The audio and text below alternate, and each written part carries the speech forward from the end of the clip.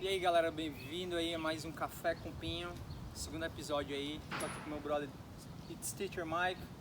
Pode seguir aí, procurar ele aí no Instagram. E hoje a gente vai falar sobre uma coisa que eu já falei em alguns vídeos.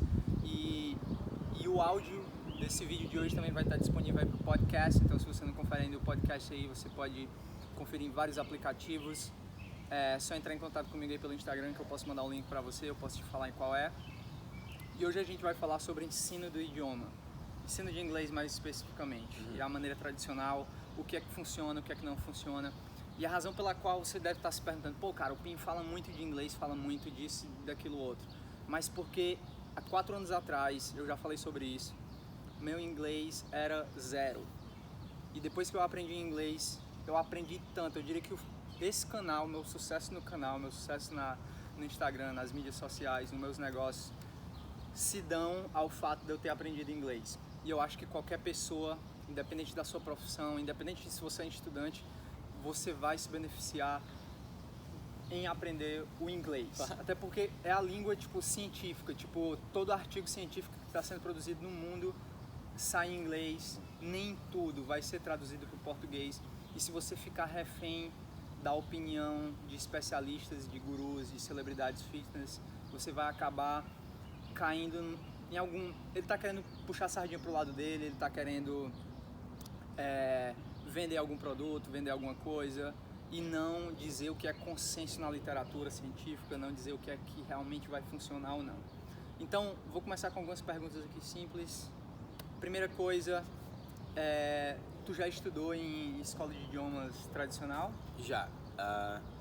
A minha formação de inglês, ela vem de uma escola de idioma tradicional. Então vai ser engraçado esse esquema que eu vou falar mal polêmica dela, né? Mas faz sentido. O que acontece? Eu estudei inglês desde uma idade que eu não consigo lembrar quando era. Então essa é uma grande diferença, né? Sim. Então a minha mãe, muito esperta, e claro, ali deve ser ali pro 2001, 2002, eu acho, eu devia ter 5 anos de idade, 6. E aí ela... Pô, em 2000 eu já tinha 14 anos. E aí ela me colocou lá. Naquela época, você vê, a educação ainda era muito mais focada nesse modelo tradicional de ensino de inglês, né? Sim. Então isso também envolvia o método de ensino mais propagandeado, digamos assim. Mas enfim, desde aquela época eu fui colocado numa escola e eu só fui parar de estudar inglês numa escola mesmo depois que eu fiz o meu primeiro intercâmbio, que foi 14 anos depois disso. Não, foi 10 anos depois disso. Foi pra onde? Que eu vim pra cá. Toronto também? Mas ficou um ano? Fiquei um ano, com 14 anos Legal. de idade. Mas vamos lá, a minha educação foi essa, right? Certo. Hoje em dia, e com todas as ferramentas que existem, e com todas as formas de ensino que existem, você não precisa tomar a via tradicional. E eu diria que você não deveria também, por alguns motivos. O primeiro é que demora muito. Né? Então, por exemplo, para você mesmo foi numa escola tradicional e eles falaram para você que ia demorar 2 semestres. Não, pra você... 4 semestres, 2 anos. 4 semestres. Pra eu fazer o preparatório pro Arts, que ia ser mais 6 meses. Exato. 2 anos e meio. E assim, por que eles fazem isso? Porque eles vão te dar uma fundação bem demorada, tem uma turma com um monte de gente, eles têm que fazer um negócio que todo mundo passe de nível, sabe? Então, tipo, eu já dei aula pra mais de 10 pessoas, sabe? Já dei aula pra turma e eu não gosto de fazer isso. Sim. Exatamente porque eu sei os problemas que isso causa. Sim. Então, por exemplo, quando eu tinha uma turma muito grande, eu sabia que tinha 2 ou 3 que estavam um pouco atrás, 2 ou 3 que estavam um pouco pra frente, e aí o resto ali que conseguia pegar e ficar no mesmo nível, entendeu? Sim. Sempre, por mais que tu nivele bem, por mais que tu consiga nivelar bem as pessoas, tu vai ter pessoas em níveis diferentes naquela sala de aula. É interessante que eu percebo a mesma coisa quando eu dou aula em grupo pra quando eu dou aula de personal training lá na academia, pra uma pessoa Perfeito. só. Quando tu trabalha com uma pessoa só, tu desenha aquele programa de treinamento específico para os objetivos Perfeito. daquela pessoa. Tu desenhar algo que realmente vai funcionar baseado no que a pessoa quer e baseado no nível que ela tá. Porque por mais que a pessoa fale, eu sou do nível iniciante, só que muita gente pode considerar, eu faço 5 barras, eu sou do nível iniciante. Cara, eu nunca fiz uma barra na minha vida. Esse cara também é iniciante. Então existe uma gama de iniciantes. Não, existe uma gama de níveis dentro dos níveis. Exatamente. Entendeu? Existem infinitos níveis. Exato, e isso que tu falou se aplica pro ensino de inglês também. Então, um dos motivos pelo qual, número 1, eu gosto muito de dar aula particular e eu acho que é uma forma boa assim de aprender, Sim. é essa.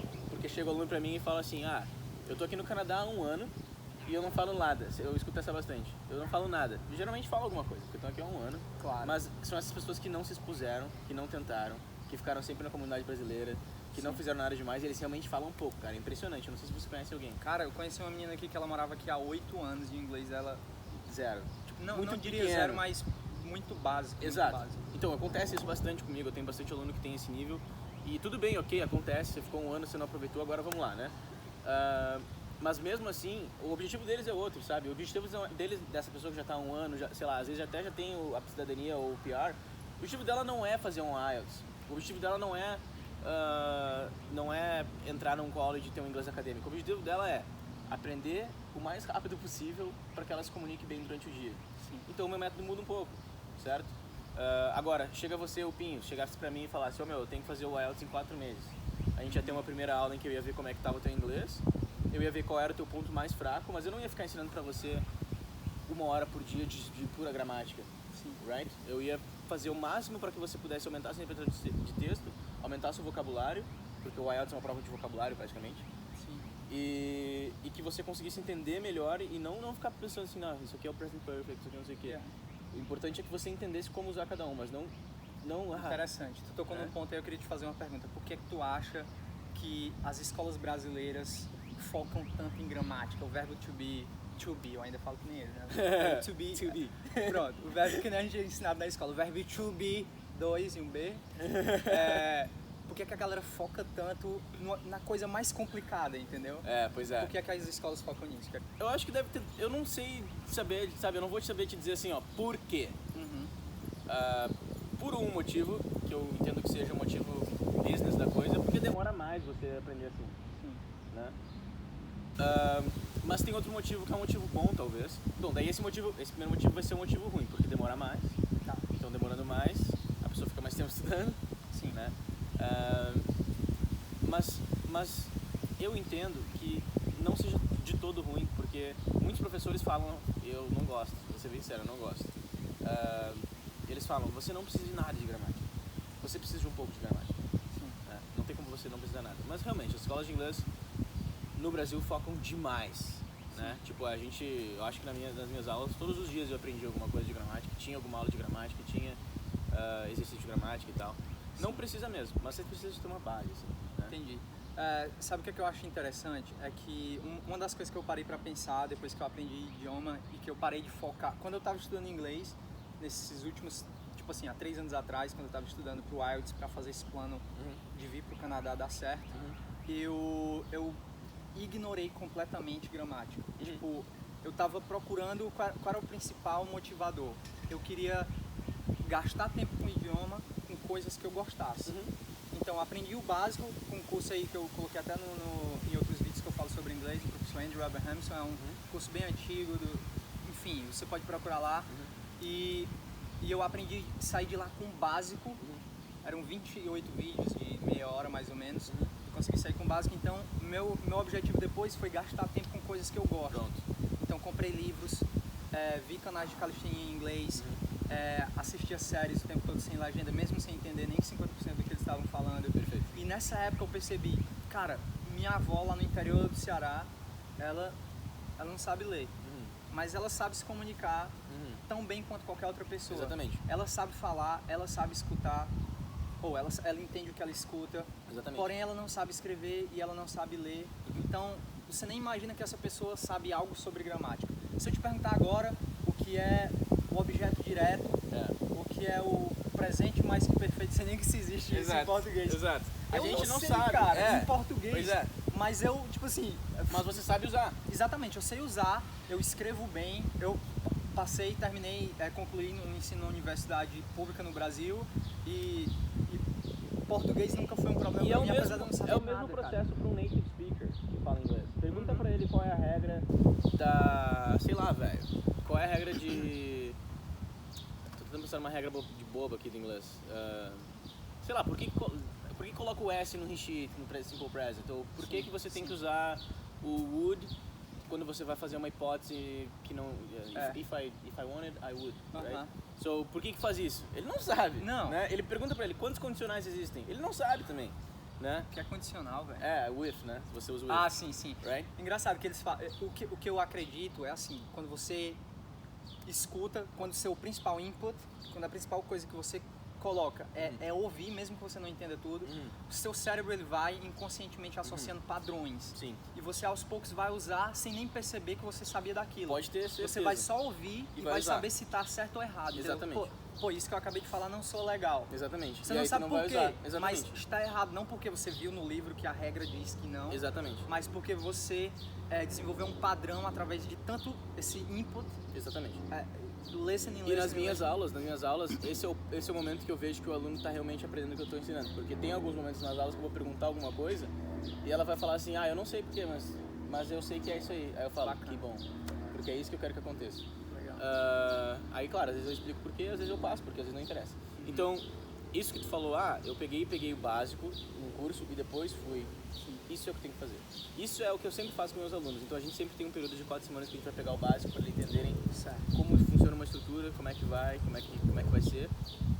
E depois a gente parte para isso. A gente pega assuntos de interesse e tal. É bem parecido assim o design, né? Legal. Mas nada impede. Então, como você fez sozinho, todo mundo pode fazer sozinho também, né? Às vezes as pessoas pedem um professor porque elas precisam de disciplina, sabe? Ou precisa de um caminho, o caminho é bom também, né? O professor pode dar. Mas se você quer fazer sozinho, você consegue. Você pega algum curso mais básico, esse aí pode ser, pega essa base e depois vai indo de assuntos de interesse. Se você ficar ouvindo, se você ficar lendo, mesmo que você não entenda nisso, você vai entender mais no futuro, vai entender mais.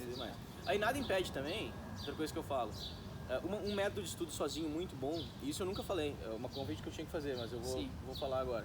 Um método de estudo sozinho bom, porque qual é a grande dificuldade para você estudar sozinho? Principalmente para mim, por exemplo, que eu quero estudar calistenia. É o mesmo caso. Eu tenho que saber o caminho certo. Eu não posso começar com uma coisa mais avançada do que onde eu estou. Não posso... Como é que é a expressão em português? Colocar o cavalo, a carroça à frente dos bois. Isso, exatamente. Do cavalo, sei lá, é mais ou menos assim, né? Então, eu não posso fazer isso. No inglês é a mesma coisa, você não pode também. Então existem várias formas de você aprender sozinho. Uma forma que eu acho legal, que dá certo para aprender sozinho, é você pegar algum livro, comprar algum livro online que tenha uma estrutura de ensino. Tem vários, tem um livro famoso, cara, que agora eu não vou lembrar o nome, mas é um livro famoso que tem de várias línguas, né? A minha amiga Raquel, ela aprendeu português só com base nesse livro, assim. Então ela pegava esse livro, fazia um pouco de exercício. Eles não ficam ensinando gramática, é um método legal. Depois eu procuro o livro e a gente coloca no link. Pronto, beleza. E aí, além desse livro, ele te dá uma ordem legal. Esse livro te dá uma ordem legal de ensino, certo?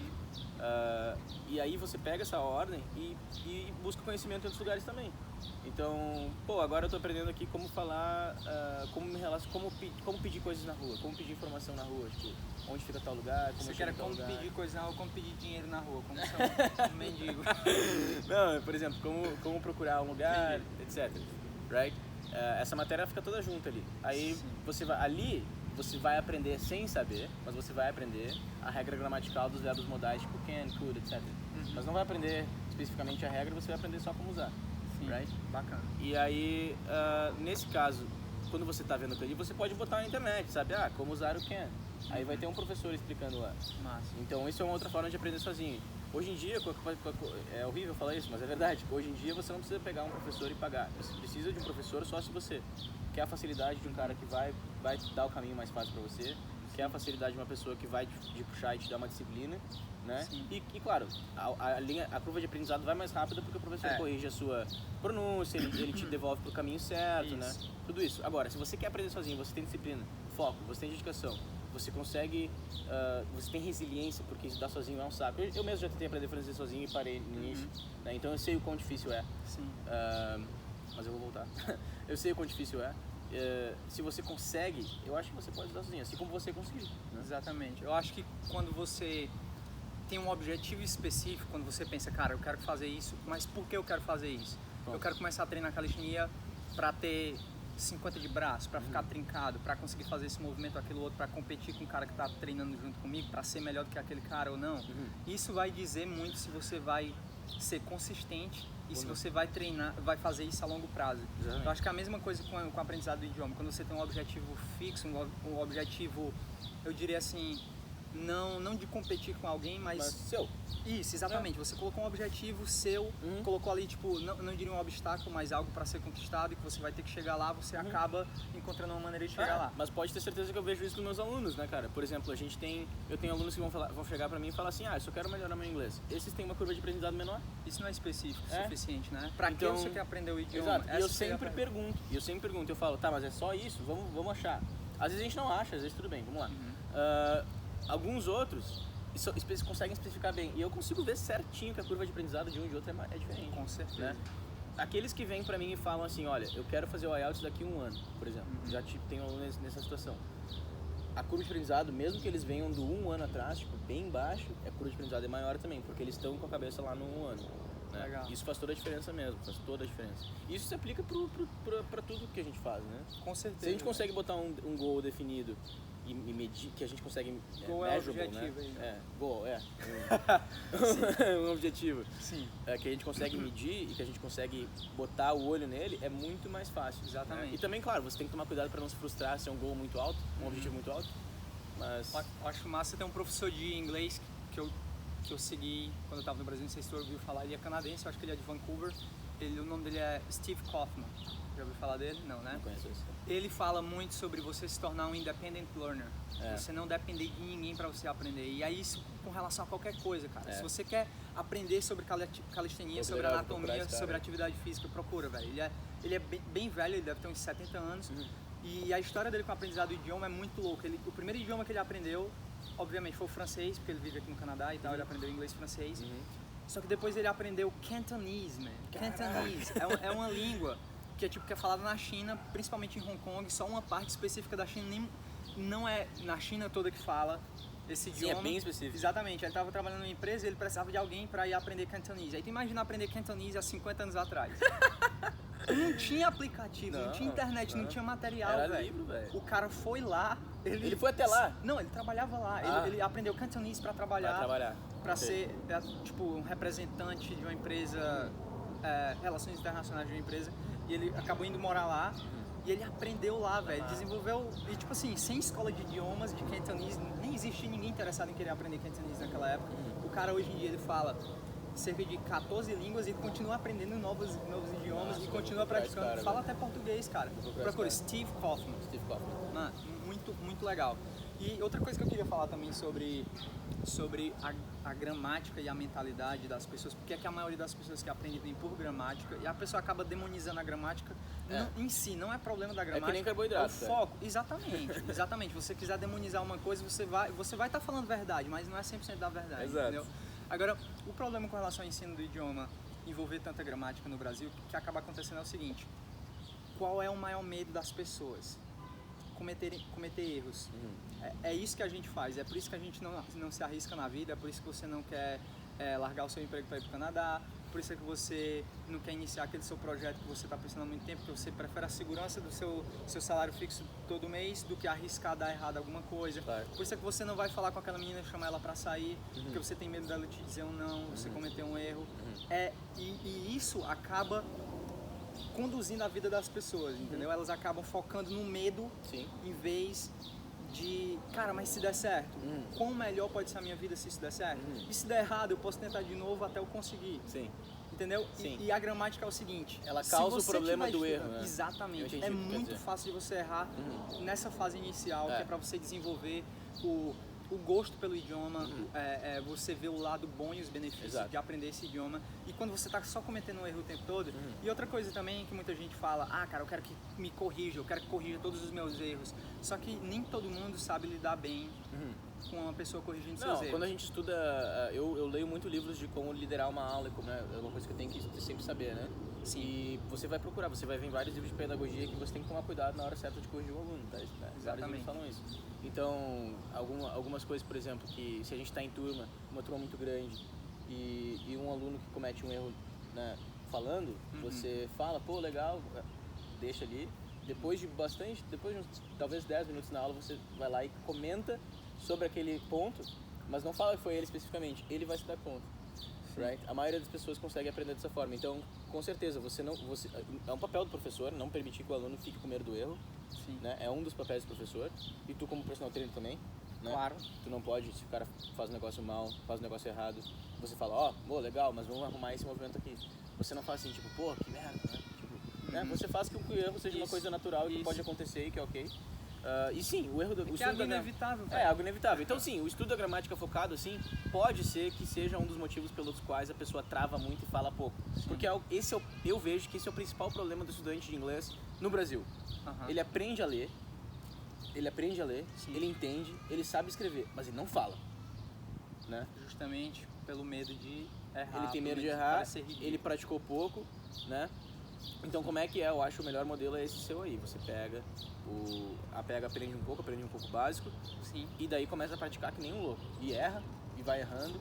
E esse negócio que você falou também, eu quero que me corrija. Também, escuto dos meus alunos também. É uma coisa normal do ser humano falar, pô, eu vou errar, você me corrige? Eu falo, tá, vou te corrigir. Mas a aula é normal, aí acontece a mesma coisa. Eu vejo, corrijo quando tem que corrigir, deixo passar quando tem que deixar passar.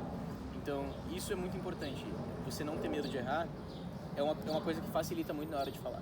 E também outra coisa que eu vejo, assim, é muito fácil traçar perfil quando você dá aula para muitas pessoas. Você como treinador também deve ver que tem várias pessoas diferentes, mas existem grupos que você encaixa as pessoas, certo? Sim. Então, eu tenho alunos que vão não ter medo de errar e vão aprender muito rápido, porque eles saem pra rua e se expõem muito ao uso de inglês. Sim. Né? Assim como você no Brasil não tem medo de errar, você pode se expor ao uso de inglês também. Você pode usar aqueles websites que você comentou, que você entra em contato com a pessoa, conversa com ela, etc, etc. Isso é uma forma de se expor para o uso de inglês, não ter medo de errar, e a pessoa não vai te corrigir provavelmente ali naquele site, mas você vai praticar igual. Com certeza.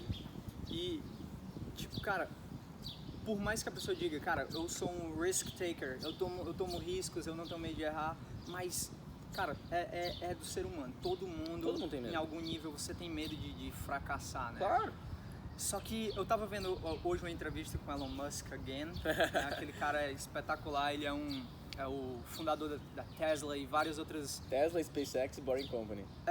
Várias empresas. E aquela Sun Solar Something. Putz, mais uma. De solar. painéis das casas? Isso. O cara, tipo assim, começou sem dinheiro nenhum. Foi um dos fundadores do PayPal. E o cara pegou o dinheiro que ele tinha todo, investiu nessas empresas e tal. E ele é o primeiro a estar fazendo tipo assim, pensando na primeira empresa privada que está pensando em explorar o espaço, né? E o cara tá indo lá. Tá indo. E ele tava falando que, tipo, em 2008 foi mais ou menos a época crise mundial foi. E tal. Todo mundo que tinha empresa acabou falindo bastante. Exatamente, muito desemprego, muita gente sendo demitida. E ele estava falando que ele teve 3 tentativas de lançar um spaceship, né? Lançar alguma coisa para o espaço, né? Aí ele disse que a primeira não funcionou, a segunda também não funcionou. Aí o cara pensou assim, pô, cara, gastei milhões nesse projeto, nenhum dos dois funcionou. A mídia tava caindo em cima dele, falando o tempo todo que não ia dar certo, que ele era um fracassado e tal. Até teve o Obama emprestou uma grana pra ele, pra Tesla e tal. Qual era o nome daquele cara? É outro candidato também a presidente na primeira eleição aí. Ted Cruz. Eu acho que foi o Ted Cruz. Pronto, aí ele tava falando que disse assim, você não aposta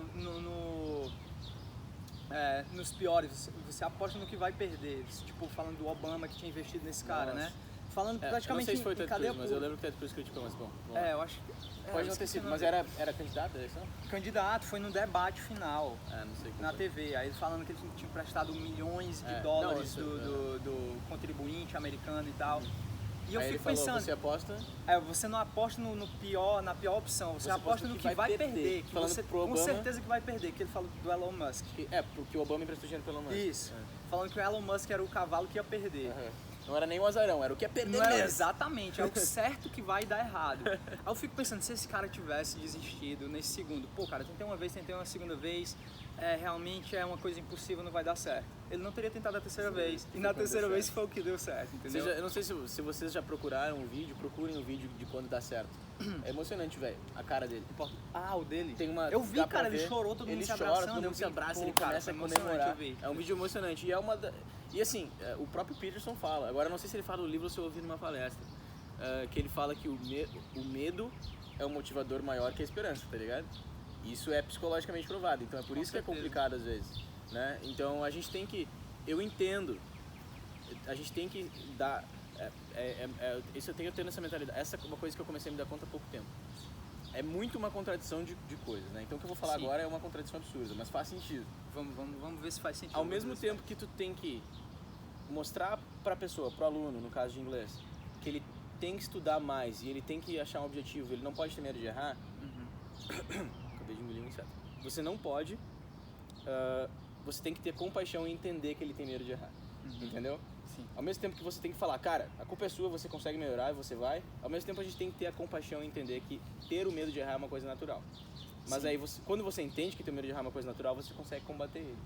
Né? Faz todo sentido. Eu acho que pra mim isso é uma coisa nova assim, que começou a entrar na minha cabeça. Faz sentido há pouco tempo. E tipo assim, tem a ver com o que eu vou falar agora, que é tipo, é normal sentir medo. Exato. Você vai sentir medo, se tu evitar o medo, tu vai buscar uma vida muito segura, tu vai ficar no teu colchão, naquele lugar muito confortável e tal, muito bom, mas que nada vai acontecer lá, entendeu? Exatamente. Você tem que ter, você vai sentir medo, Exatamente. cara. Tipo assim, e é isso que vai te impulsionar a ir pra frente. Exatamente. Se você não estiver sentindo medo de nada, se a sua vida tá muito confortável, cara, você tem que começar a se questionar o que tá acontecendo, entendeu? Você tá evoluindo, você tá fazendo alguma coisa desafiadora, tem alguma coisa que tá te exigindo mais do que o que você tem nesse momento.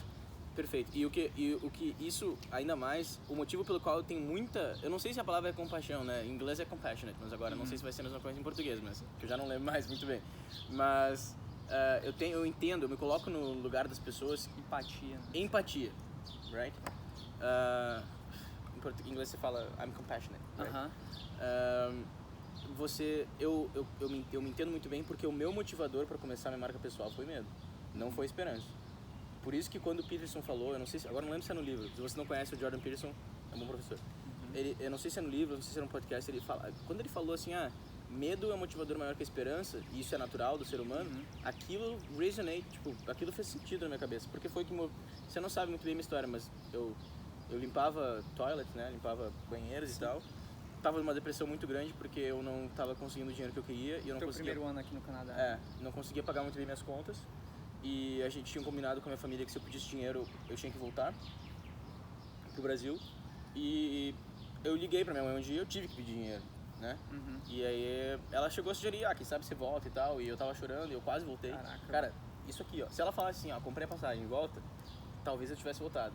Então eu entendo e eu tenho compaixão e eu me coloco no lugar das pessoas que têm medo. Mas eu passei pro outro lado. Eu passei do medo. Tu rompeu essa barreira, Eu rompi essa barreira. E como é que foi? Só pra falar bem rapidinho. Eu peguei esse medo e me motivei para fazer o meu primeiro Facebook Ad. Mudou minha vida. Mudou minha vida, né? Então, eu entendo e eu tenho compaixão pelo medo. Eu tenho empatia pelo medo. Mas eu não permito que ele domine ninguém que está à minha volta, porque eu acho que a gente tem que mostrar para as pessoas que elas têm uma solução. Então, você está errando em inglês e tal, vamos lá, eu sou professor, eu vou fazer porque você entenda que o erro é uma coisa normal, que você pode ir para outro lado. Massa. Mas as outras coisas também. Quando a gente conhece uma outra pessoa que está passando por esse momento de medo, não precisa só no inglês, e você também não precisa só no fitness. Sim. Você tem pessoas, e uma das coisas boas do ser humano é que ele pode dar um espaço para as pessoas serem melhores, né? Exatamente. E então eu entendo e eu vejo vários amigos meus no Brasil com esse medo e eu falo, velho, vai quebrar essa barreira, é uma fase, você vai conseguir passar dessa barreira, né? Porque eu passei ela especificamente. E, tipo assim, o medo é uma coisa que o ideal não é você evitar o medo, é você não deixar o medo te paralisar e te deixar no lugar onde você está, exatamente, que é o lugar onde você não quer estar. Exatamente. Tipo, a maioria de vocês, alguns de vocês, talvez você esteja insatisfeito com a sua vida e você tá com medo de alguma coisa, você tá com medo de arriscar, de começar uma coisa nova, tá com medo de uma coisa que não é familiar, que não é tão... ou seja, você tá com medo e esse medo tá te paralisando e tá te impedindo de ir para algum lugar e na direção do lugar onde você quer chegar. Exato. Não sei se isso faz sentido para vocês, mas é isso que eu entendo. O medo é normal, é natural você ter medo, porém o importante é você não deixar esse medo te paralisar, é você não deixar ele ser o seu guia na sua vida. Não deixe o medo te guiar. Exatamente. Deixe, sei lá, o seu sonho da vida que você quer ter, deixe isso lhe guiar, entendeu? E assuma os riscos que tem que ter, vai com medo mesmo, entendeu? É tudo mental, né, cara? Então, às vezes, você precisa fazer um jogo mental. Bom, eu tô com medo de falhar. Vamos pegar um exemplo bem prático. Vamos pegar uma pessoa que quer mudar pro Canadá. Sim. Né? Eu tô com medo de me demitir. Sim. Aí eu vou ir pro Canadá e vou ter que voltar, né? Esse vai ser, vamos dizer que esse é o worst case scenario. Ele tem que voltar pro Brasil. Esse é o worst case scenario, né? Sim. É ir, gastar dinheiro e voltar. Cara, esse worst case scenario, você tem que pensar, qual é o meu maior medo? É ir e voltar ou é nunca tentar alguma coisa? Você tem que trocar o seu medo. Porque se você trocar o seu medo, você consegue fazer. Porque se o seu maior medo for eu nunca ter arriscado e por isso me arrepender lá no final da vida, aí você não vai, você vai fazer. Porque se o seu maior medo for arriscar qualquer coisa, aí você não faz. Mas muda o seu medo e pensa, meu maior medo é eu chegar aos 90 anos de idade e falar, porra, e se eu tivesse lá ido pro Canadá com 19 anos de idade? Como seria a minha vida hoje? Porra, velho. É o mesmo caso, velho. Eu lembro que quando eu quis vir, eu tinha uma namorada, eu tinha um carro, eu tinha um trabalho, mas eu tinha uma voz, velho, que falava, eu tenho que ir, velho. E eu botei essa na minha cabeça e falei, se eu voltar, que se foda, velho. O meu maior medo não é eu voltar e falar pra todo mundo que eu sou um fracasso. Entendeu? O meu maior medo era eu chegar daqui 30 anos e pensar, porra, talvez eu devesse ter ido. E tipo, às vezes eu fico pensando, às vezes ajuda a pensar qual é a pior, o que é que pode acontecer de pior. Exato. Se você tomar essa decisão. Eu pensei, o que é que pode acontecer de pior? Gastar meu dinheiro todo e voltar pro Brasil desempregado. Mas procurar um emprego. Aí eu pensei, cara, isso seria tão ruim assim? Pois é. Eu posso morar na casa dos meus pais por um tempo, eu posso começar a procurar emprego aí numa academia, fazer alguma coisa, ter os alunos de personal training, Exatamente. começar a fazer meu canal, minha mulher pode voltar a ensinar yoga. Eu pensei, pô, cara, essa Nem ideia não ruim. é tão mal. Exato. Não é tão mal, Então você passou por esse processo de mudar o mindset, de pensar, porra, velho, o meu worst case scenario nem é tão ruim, velho. Pior entendeu? Caso, tipo, tu não vai morar na rua. Exato. Entendeu? E eu sou compassionate, eu entendo que tem worst case scenarios que são ruins, mas geralmente você consegue botar essa mentalidade de que não é tão ruim. Pô, cara, right? Papo profundo aí. Foda, né? A gente vai falar sobre inglês, a gente acabou falando sobre tudo, velho. Fitness, sobre tomar riscos, sobre... Mas é que se aplica. Atividade, exatamente, velho. Tipo, por isso é que eu amo a calistenia. Tudo que tu faz lá, tu vai levar pra tua vida, a tua disciplina, tu conseguir romper essa barreira do que é confortável, tu só vai progredir se tu der pro teu corpo mais do que ele tá acostumado. Perfeito. E isso vai ser igual pra tua mente também, velho. Tu só vai aprender uma coisa nova se tu der pra tua mente. Tu não vai aprender nada novo se tu ficar jogando videogame o dia todo. Exato. Tu não vai aprender nada novo se tu ficar assistindo vídeo na internet o dia todo. Tu não vai aprender o muscle up só assistindo tutorial. Exato. Tu vai aprender indo lá, velho, aprendendo, Exatamente. testando o que tu vê, as sugestões. Alguém que já fez pode te dizer a maneira com que ele aprendeu, isso pode te ajudar, mas tu é que vai encontrar a maneira que vai te ajudar, a maneira que vai te dar resultados. É isso aí. Resumo da conversa você tem que fazer um exercíciozinho, uma calistenia, tem que treinar inglês, não pode ter medo de errar. Exatamente. Se você tiver muito medo de errar, você tenta mudar esse medo, right? Mostra que seu pior cenário... Tenha medo de continuar o mesmo Pô, acabou, não vou nem falar mais nada. Tenha medo de continuar com essa o que mesmo. eu vou encerrar. Café com Pinho patrocinado aí pro Café Maratá, o pior que há. Pô, galera, beleza aí. Então, esse foi o episódio aí, Café com Pinho. Vou tentar trazer uns vídeos aí mais longos e coloca aí o que você quer. Coloquei umas sugestões, a galera não gostou muito das sugestões, quero saia muito do conteúdo do canal. Enfim, esse canal é nosso, não é só meu, é seu também. Então deixa sua sugestão aí no vídeo, o que é que você quer pro próximo Café com Pinho. E se você tá curtindo o podcast aí, obrigado por acompanhar. Você pode colocar lá Podcast Pinho Calistenia no Apple Podcast ou então talvez no Spotify, vai estar disponível semana que vem. E você pode aproveitar a qualquer tempo, você pode ir na fila do banco, no carro, na fila do SUS aí, você pode ir em qualquer lugar, agora não vai ter mais tempo perdido, você vai poder aprender alguma coisa prática, alguma coisa que você vai ter aplicabilidade. Que eu não quero aqui só falar, só querer vender meu peixe, fazer isso, trazer as pessoas para calistenia, trazer as pessoas para o veganismo, trazer as pessoas para aprender inglês mesmo que elas não queiram. Eu quero que você arrisque, cara, tente coisas novas, tente coisas, e eu tô te sugerindo alguma coisa aqui baseado no que tem me ajudado, então eu espero que também te ajude. E é isso aí, galera. Valeu, Mike. Valeu. Obrigado aí por participar. Baita papo. E é isso aí. E até o próximo Café com Pinho. Valeu, galera. Boa, ficou massa, hein?